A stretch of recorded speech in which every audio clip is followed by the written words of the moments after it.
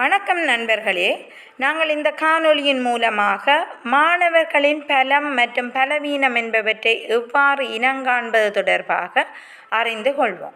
இந்த காணொளியானது பெற்றோர்கள், மாணவர்கள், ஆசிரியர்கள், அதிபர்கள் மற்றும் கல்விசார் சமூகத்தினர் யாவருக்கும் மிகவும் பயனுள்ளதாக அமையும் என்பதில் எந்தவிதமான சந்தேகமும் இல்லை. வாருங்கள் காணொளிக்குள் செல்வோம். இந்த காணொளியில் நாங்கள் கூறப்படுகின்ற விடயங்களில் முக்கியமானது மாணவர்கள் பல்வேறுபட்ட அறிவு, திறன், மனெழுச்சி கொண்ட பன்மைத்தன்மை உடையவர்களாக காணப்படுகின்றார்கள். அவர்களிடம் காணப்படுகின்ற சிறப்பான தன்மைகள், சிறப்பான திறன்கள் பற்றி இனங்கண்டு அதன் மூலமாக அவர்களினுடைய எதிர்காலத்தை முன்னேற்ற வேண்டியவர்களாக நாங்கள் காணப்படுகின்றோம். அந்த விடயங்களினை நாங்கள் சிறு வயதிலேயே இனங்காண்பதன் மூலமாக அந்த திறன்களினை வளர்த்து கொள்வது இலகுவாக அமையும். அந்த வகையில் பார்ப்போமாக இருந்தால், மாணவர்களிடம் காணப்படுகின்ற பலங்கள் மற்றும் பலவீனங்கள் என்பன அகக்காரணிகளாக காணப்படுகின்றன. அந்த மாணவனை சுற்றி காணப்படுகின்ற புறக்காரணிகளும் அவனது கல்வியில் அல்லது அவனுடைய முன்னேற்றத்தை செல்வாக்கு செலுத்துவதாக அமையும். ஆகவே மாணவர்களினுடைய வாழ்க்கையில், வளர்ச்சியில், முன்னேற்றத்தில் அகக்காரணிகள் மற்றும் புறக்காரணிகள் என்பன பங்களிப்பு செய்கின்றன. ஆகவே நாங்கள் அந்த காரணிகளை இனங்காண்பதன் மூலமாக அவர்களினுடைய திறன்களையும் ஆற்றல்களையும் அறிவையும் வளர்த்து கொள்ளக்கூடியதாக இருக்கும். இது அவர்களினுடைய உடல் மற்றும் உளம் சார்ந்த வளர்ச்சியினை அதிகரிப்பதாக காணப்படும். அந்த வகையில் ஆரம்ப காலங்களில் 1960-70களில் இந்த நிறுவனங்களினை பகுப்பாய்வு செய்வதற்காக SWOT Analysis, SWOT பகுப்பாய்வு என்பது பயன்படுத்தப்பட்டது. அதன் மூலமாக நிறுவனங்களினுடைய பலங்கள், பலவீனங்கள், வாய்ப்புகள், அச்சுறுத்தல்கள் போன்றன இனங்காணப்பட்டு அவற்றின் மூலமாக அந்த நிறுவனங்களை முன்னேற்ற செய்யும் செயற்பாடுகள் இடம்பெற்றது. ஆகவே அத்தகைய அந்த SWOT பகுப்பாய்வு தற்காலத்தில் அதிகமாக கல்வித்துறையில் பயன்படுத்தப்பட்டு வருகின்றது. குறிப்பாக பார்த்தோமாக இருந்தால், மாணவர்களினுடைய பலம், பலவீனம், வாய்ப்புகள், அச்சுறுத்தல்கள் என்பவற்றினை இனங்காண்பதன் மூலமாக கல்வி சமூகத்தில் பெரும் முன்னேற்றத்தை ஏற்படுத்த முடியும் என்று எதிர்பார்க்கப்படுகின்றது. ஆகவே அந்த SWOT பகுப்பாய்வினை எவ்வாறு நாங்கள் மாணவர்கள் மத்தியில் பயன்படுத்துவது, அதன் மூலமாக அவர்களை எவ்வாறு வளர்ச்சியடைய செய்வது என்பது தொடர்பான விடயங்களை நாங்கள் இங்கே அவதானிப்போம்.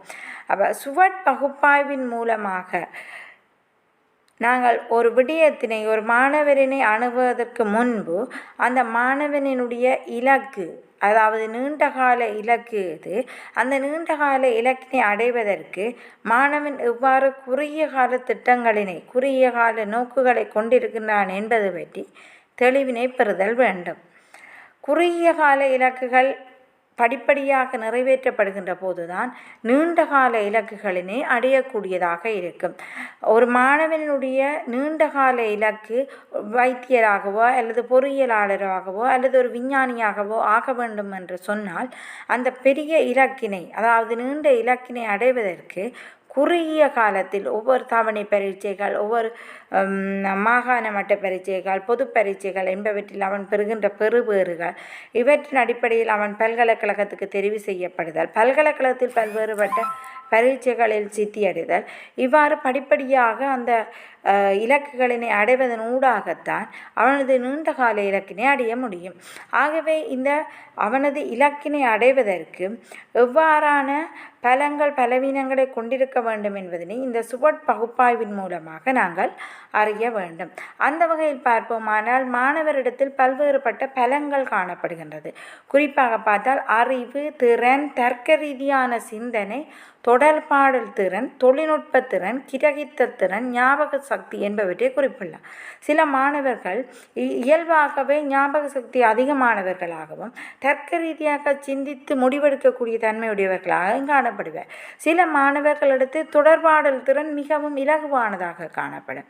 சில மாணவர்களிடம் தொழில்நுட்ப திறன், மிகவும் உச்சமாக காணப்படும். இப்போ தொழில்நுட்பத்திறன் அதிகமாக இருக்கிற மாணவன் பல்வேறுபட்ட தொழில்நுட்ப கருவிகளின் மூலம் நிறைய விடயங்களை அறிந்து கொள்வான்.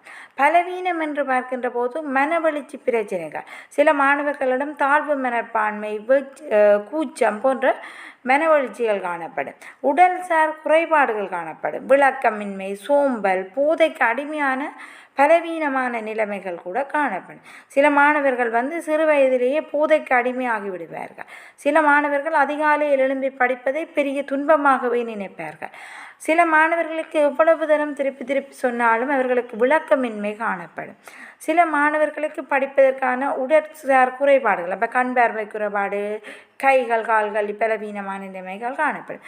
அப்போ இவ்வாறான பலவீனமான நிலைமைகள் காணப்படும். சில மாணவர்களிடம் வாய்ப்புகள் என்று பார்க்கின்ற போது சிறந்த கற்றலுக்கான சூழல், அதாவது நல்ல ஆசிரிய வளம், நல்ல பொருளாதார வளம், ஒரு மாணவன் கற்பதற்கு பின்புறத்திலிருந்து உந்து சக்தி கொடுக்கக்கூடிய நல்ல வழிகாட்டல்கள், பின்னூட்டல்கள், தொடர்பாடல் வசதிகள் என்பன காணப்படுகின்ற போது அந்த மாணவன் படிப்பதற்கேற்ற புறச்சூழல் காரணிகள் மிகவும் சிறப்பாக காணப்படும்.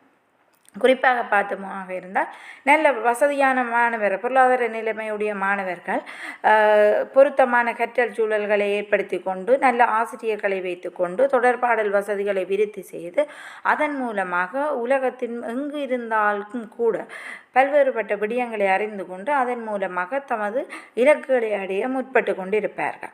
அதேவேளை அச்சுறுத்தல்கள் என்று பார்க்கின்ற போது சில வறிய குடும்பங்களில் பொருளாதார நெருக்கடி, அந்த பொருளாதார நெருக்கடியின் காரணமாக சமூக சீர்கேடுகள் ஏற்பட்டிருக்கும்.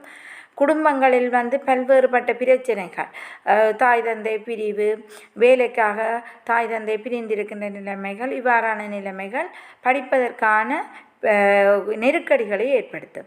அதேபோல் அனர்த்தங்கள், இயற்கை அனர்த்தங்கள் நடைபெறுகின்ற பகுதிகளில் வாழுகின்ற, அதாவது மலை பிரதேசங்கள், மண் சரிவு ஏற்படுகின்ற பிரதேசங்களில் வாழ்கின்ற மாணவர்கள் எல்லாம் அவர்களுக்கு புறச்சூழல்கள் அவர்களின் கல்வியிலே ஒரு அச்சுறுத்தல் நிலையாக காணப்படும். இதனை விட தனியால் வேறுபாடுகள், ஒவ்வொரு மாணவனும் தனித்தன்மையுடையவனாக காணப்படுகின்றார். தனியால் வேறுபாடுகளும் கூட, தனியால் வேறுபாடுகள் என்பது புறச்சூழல் காரணங்களால் அதிகம் முந்தப்படுவதாக காணப்படுகின்றது. தனியால் வேறுபாடுகளும் கூட ஒரு மாணவனுடைய கல்வியில் பாரிய தூரமான மாற்றங்களை ஏற்படுத்தக்கூடியது. ஆகவே ஒவ்வொருவரும் பலம், பலவீனம், வாய்ப்புகள், அச்சுறுத்தல்கள் என்பன எமக்கு எவ்வாறு இருக்கின்றது என்பது தொடர்பாக அட்டவணை ஒன்றை தயாரித்து அதனை கொண்டு தமது இலக்குகளை அடைவதற்காக முயற்சிக்க வேணும். குறிப்பாக பார்த்தீங்கள் என்றால் ஒரு மனிதனிடம் இருக்கின்ற, ஒரு மாணவனிடம் இருக்கின்ற பலங்கள் மேலும் மேலும் விருத்தி செய்யப்பட வேணும். அதேவேளை அவனிடம் இருக்கின்ற பலவீனங்கள் பலங்களாக மாற்றமடைய வேணும்.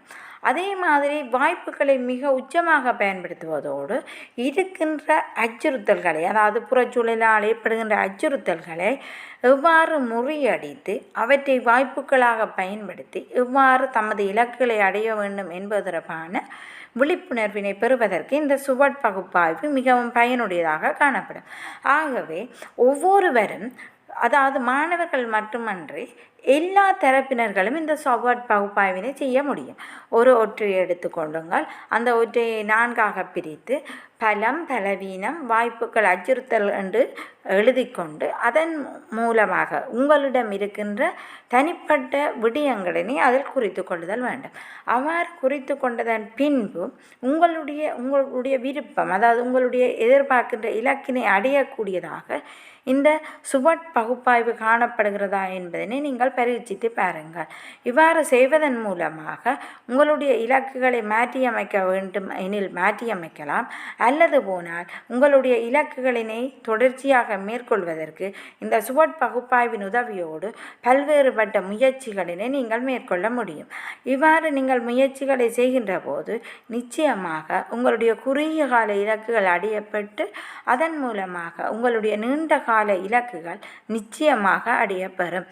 ஆகவே உங்களுடைய இலக்குகள் என்று சொல்லப்படுற அந்த நோக்கங்களை அடைய வேணுமாக இருந்தால் ஒவ்வொருவரும் நீங்கள் உங்களை சுய பரிசோதனை பரிசோதனைக்கு உட்படுத்த வேண்டும். சுய பரிசோதனையை செய்வதற்கான மிகச்சிறந்த ஒரு பகுப்பாய்வாகத்தான் இந்த SWOT பகுப்பாய்வு காணப்படுகின்றது. நிறுவனங்களில் மட்டுமன்றி மாணவர்கள், தனியாள்கள் மற்றும் பாடசாலைகளில் கூட பல்வேறுபட்ட திட்டங்களில் இந்த SWOT பகுப்பாய்வினை செய்வதன் மூலமாக உங்களுடைய தேவைகளை இனங்கண்டு அந்த தேவைகளுக்கு ஏற்ற வகையில் உங்களுடைய இலக்குகளினை திருத்தி அமைக்கவோ அல்லது உங்களுடைய இலக்குகளை முன்னேற்றம் ஏற்படுத்தவோ முடியுமாக அமையும் என்று கூறி விடைபெறுகின்றேன். நன்றி.